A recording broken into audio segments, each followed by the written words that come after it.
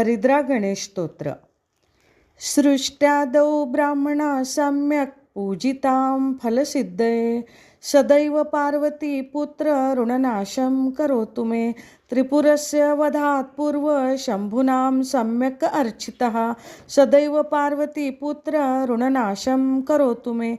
हिरण्यकश्यपादीनां वधार्थे विष्णुनार्चितः सदैव पार्वती पुत्र ऋणनाशं करोतु मे.